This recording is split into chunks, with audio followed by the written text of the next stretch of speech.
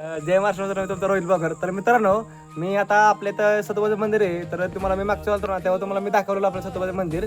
तर मी आता म्हणजे आता संध्याकाळची वेळ आहे आणि संध्याकाळच्या वेळेला थोडा इथं अंधार असतो, त्याच्यामुळे मित्रांनो व्यवस्थित दिसत नाही. तर मी आता इथं सतोबाच्या देवस्थानापाशी आहे आणि तुम्हाला इथं दिसली आहे बघा.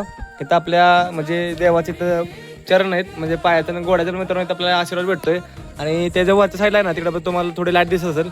तर त्या साईडला मित्रांनो म्हणजे दर्शनासाठी मित्रांनो इथून आपण वरतून इथं एंट्री करू शकतो.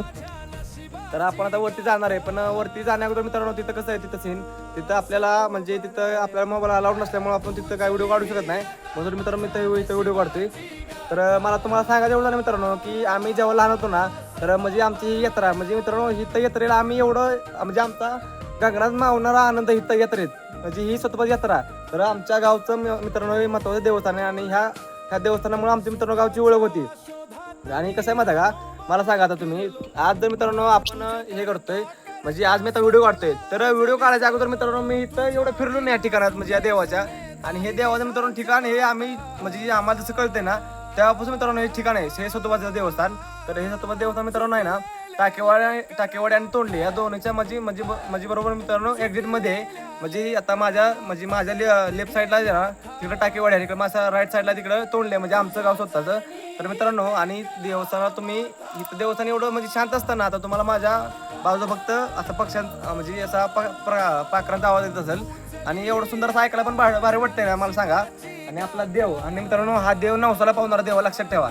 कारण की कसं माहिती का, तुम्ही जगात कुठं फिरा पण आपलं देवस्थान आपलं कुलदैवत असो मला आपलं म्हणजे अवधर कुठल्या देवाचं ठिकाण असो तर आपण ते पूर्ण फिरले पाहिजे, बरोबर आहे ना.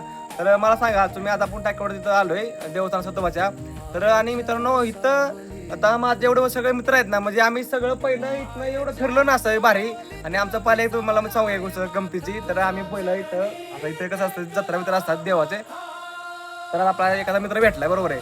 तर त्या मित्राबरोबर मित्रांनो आता समजा त्याची जत्रा आहे तर तो चालला जत्रेला आणि तिथं ज्याला जेवायचं आहे त्याला फक्त आपण काय सांगायचं की भावा मला जेवायचं आहे मला ते जाऊ दे ना. मग तो गडी घाले की चल म्हणणार तुम्ही दोघं म्हणजे आम्ही असते चौघं पाच त्यासोबत जायचो म्हणजे लय मजा. म्हणजे सतोबा आहे ना मित्रांनो औषध मी कधी देवाला उचलू शकत नाही सतोबाच्या.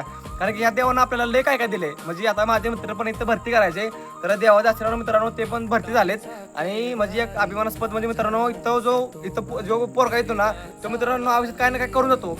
त्यामुळे मला तुम्हाला एवढं सांगायचं की तुम्ही इथं दर्शनासाठी देवाला अवश्य या, एकदा भेट द्या.